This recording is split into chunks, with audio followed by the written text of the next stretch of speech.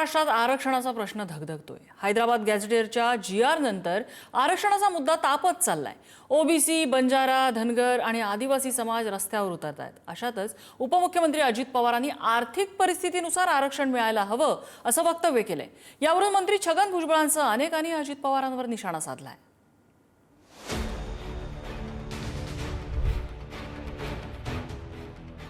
आर्थिक परिस्थितीप्रमाणे आरक्षण वगैरे मिळावं याबद्दल आमचं थोडंसं दुमत असण्याचं कारण नाही। हे आरक्षण जे आहे हा गरिबी हटवण्याचा कार्यक्रम नाही। त्याने हे विधान का करावं? अर्थात त्या विधानाचे मी पूर्णपणे असहमत आहे, माझा विरोध आहे। नुकसानग्रस्त शेतीची पाहणी करताना उपमुख्यमंत्री अजित पवारांनी आरक्षणाचा मुद्दा छेडलाय। जाती धर्माच्या पलीकडे जाऊन आर्थिक परिस्थितीनुसार आरक्षण देण्याला आपला कोणताही विरोध नाही असं त्यांनी स्पष्टपणे सांगितलंय। तर अजितदादांच्या भूमिकेला ओबीसी नेते आणि मंत्री छगन भुजबळांनी कडाडून विरोध केला। आरक्षण ही गरिबी हटाओ मोहीम नाही असं भुजबळांनी सुनावलंय। मित्रांनो, मी राजकारण करत असताना मी जात पात नातं गोत्र बघत नाही, माणूस बघतो आणि मदत करतो। जातीचा जे काही म्हणजे प्रत्येकाला रिस्पेक्ट दिला पाहिजे, ज्याला त्याला त्यांच्या मागणीप्रमाणे किंवा त्यांच्या एकंदरीत आर्थिक परिस्थितीप्रमाणे आरक्षण वगैरे मिळावं याबद्दल आमचं थोडंसं दुमत असण्याचं कारण नाही। पण त्याच्यातून काही जण राजकारण करण्याचा प्रयत्न करतात, त्याला कृपा करून आपण आवर घातला पाहिजे अशी माझी विनंती आहे। हे आरक्षण जे आहे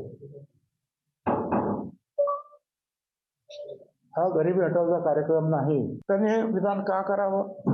अर्थात त्या विधानाचे मी पूर्णपणे असहमत आहे, माझा विरोध आहे। ते म्हणून सगळ्यांचाच विरोध होईल। गेल्या काही दिवसांपासून मराठा आणि ओबीसी आरक्षणाचा मुद्दा तापलाय। हाच धागा पकडत खासदार सुप्रिया सुळेंनी सर्वात प्रथम आर्थिक परिस्थितीनुसार आरक्षण देण्याची भूमिका मांडली। यासाठी त्यांनी आपल्या कुटुंबाचं उदाहरण दिलं। त्यानंतर आता अजित पवारांनीही आर्थिक परिस्थितीनुसार आरक्षण देण्याला आपला विरोध नसल्याचं म्हटलंय। नवीन आरक्षण जी येत आहेत त्याच्या बाबतीत मी सगळ्यात जास्त आरक्षणावर मागणी कोणी केली आहे संसदेत तर मी केली। धनगर, मराठा, लिंगायत आणि मुस्लिम समाजाची जी मागणी आहे त्याच्यात वारंवार मी विनंती केली आहे भारत सरकारला की तुम्ही बऱ्याच राज्यांच्या आरक्षणाच्या मागण्या करता त्या कन्सॉलिडेट करा, एक स्पेशल सेशन आरक्षणावर बोलवा आणि कन्सॉलिडेटेड बिल सगळे मिळून पास करू। कोणीच त्याला विरोध करत नाहीये तर पास करायला काय प्रॉब्लेम आहे? मला वाटतं त्यांचा बोलण्याचा तात्पर्य संदर्भ असा असेल की आर्थिक दुर्बल लोकांना वर आणणे याकरता कराव्यासाठी काही सूचना मला वाटतं यातून ते त्यांनी दिलेलं आहे। म्हणजे एक पर्सेंटेज ऑफ SC जर सारखंच राहील, ST सारखं ते कमी नाही होणार, पण त्या समाजातलं त्या लोकांचं आरक्षण हे जे गरीब आहे, जे आर्थिक दुर्बल आहे त्यांना मिळावं अशी भावना मला वाटतं त्यांच्या बोलण्यातनं आहे। जरांगेंच्या आंदोलनानंतर राज्य सरकारनं हैदराबाद गॅझेटियर लागू केलंय। मात्र या निर्णयाविरोधात ओबीसी समाजानं आक्रमक भूमिका घेतली आहे। बंजारा समाजही अनुसूचित जमाती प्रवर्गातून आरक्षण देण्याची मागणी करत रस्त्यावर उतरलाय। तर बंजारा समाजाच्या मागणीला आदिवासी समाजातून तीव्र विरोध होतोय। अशा परिस्थितीत अजित पवारांनी आर्थिक आरक्षणाचा मुद्दा छेडल्यानं टीका होऊ लागली आहे। अजितदादाचा पक्ष पवार फॅमिली यांनी कधीही मराठा आरक्षणाला पाठिंबा दिल्याचं ऐकिवात नाही, परंतु त्यांनी भुजबळांना तरी आवरलं पाहिजे किंवा भुजबळासारख्या लोकांना मंत्रिमंडळात न ठेवता त्यांची हकालपट्टी सुद्धा केली पाहिजे आणि नंतर असे वक्तव्य केले पाहिजे। आजपर्यंत मी तर म्हणतो अजितदादा असेल, शरद पवार साहेब असतील, ह्या सर्व लोकांनी जातीपातीचाच विचार करत आलात ना।